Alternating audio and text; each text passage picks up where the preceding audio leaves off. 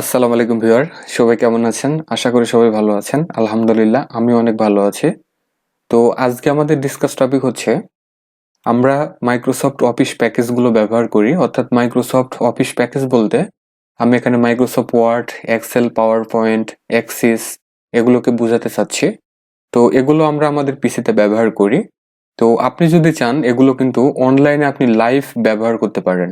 অর্থাৎ অনলাইন থেকে আপনি সরাসরি সর্বশেষ যে ভার্সনগুলো আছে বা আপডেটেড যে ভার্সন আছে মাইক্রোসফটের, এগুলো কিন্তু আপনি খুব সহজেই ব্যবহার করতে পারেন। তো এটা আসলে কিভাবে ব্যবহার করা যায় এই ব্যাপারগুলো আমরা জানবো। তো ভিউয়ার চলুন তাহলে আজকের ভিডিও শুরু করা যাক। ওকে, আমরা যাচ্ছি প্রথমে আমাদের ব্রাউজারে আসার পরে গুগলে আমরা অনলাইন মাইক্রোসফট ওয়ার্ড লিখে সার্চ করব। আমরা অনলাইন এমএস টাইপ করার সাথে সাথে এখানে দেখতে পাচ্ছি এমএস পেইন্ট আমরা পেয়েছি, এক্সেল পেয়েছি, ওয়ার্ড পেয়েছি এবং অনলাইন এমএস অফিস আমরা দেখতে পাচ্ছি, পাওয়ার পয়েন্ট নিচে আছে। তো আমরা প্রথমে এমএস ওয়ার্ড ওপেন করে দেখি। আমরা প্রথমেই যে লিঙ্কটি দেখতে পাচ্ছি office.live.com আছে, এখানে ক্লিক করব। তাহলে মাইক্রোসফটের সাইন ইনের একটি পেজ আমরা পেয়ে যাচ্ছি। তো এখানে আপনার ইমেল অথবা ফোন নাম্বার অথবা স্কাইপ অ্যাকাউন্ট দিয়ে আপনি এটিকে অ্যাকাউন্ট করে নেবেন। তো আমরা প্রথমে এখানে সাইন ইন করি।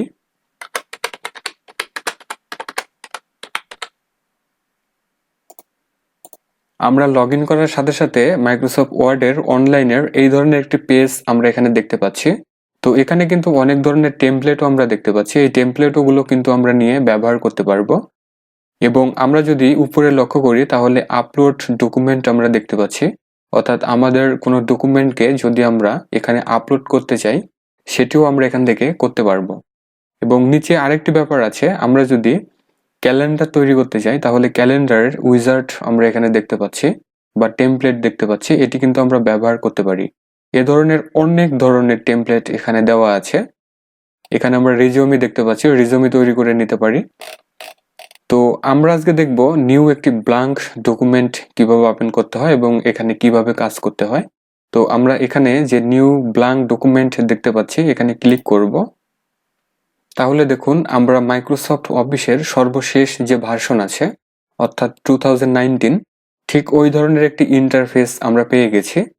এখন এখানে লেখালেখি সহ মাইক্রোসফট ওয়ার্ডের যত ধরনের অটোমেশন আছে সবগুলোই আমরা এখান থেকে করে নিতে পারি। আচ্ছা, এখন কথা হলো যে আমরা এখানে কাজ করার পর এটিকে আমরা কিভাবে সেভ করব, এটি হচ্ছে মেন ব্যাপার। তো সেভ করার জন্য আমরা স্বাভাবিকভাবে মাইক্রোসফট ওয়ার্ডে যেভাবে ফাইল মেনুতে আমরা যাই, তো আমরা ফাইল এই ট্যাবে ক্লিক করে আমরা এখান থেকে যে সেভ অ্যাজ দেখতে পাচ্ছি এখানে ক্লিক করব।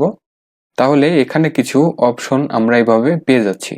উপরেই আমরা দেখতে পাচ্ছি save A copy to one drive আছে, অর্থাৎ মাইক্রোসফটের যে ক্লাউড স্টোরেজ সার্ভিস আছে ওয়ান ড্রাইভ, আমরা চাইলে কিন্তু সেখানে সেভ করে রাখতে পারি।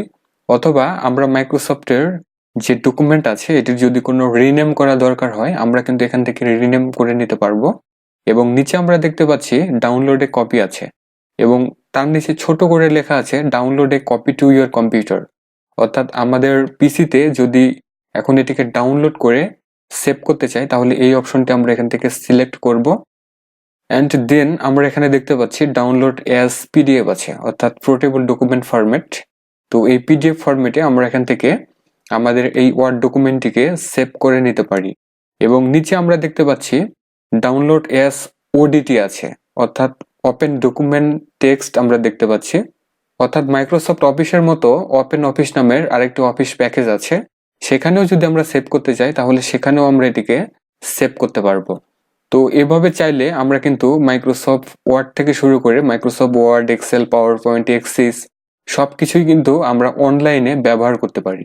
এবং এটির সবচেয়ে বড় সুবিধা হলো যে আমরা সর্বশেষ আপডেটেড যে অফিস প্যাকেজ আছে এটি কিন্তু আমরা এখান থেকে পেয়ে যাব।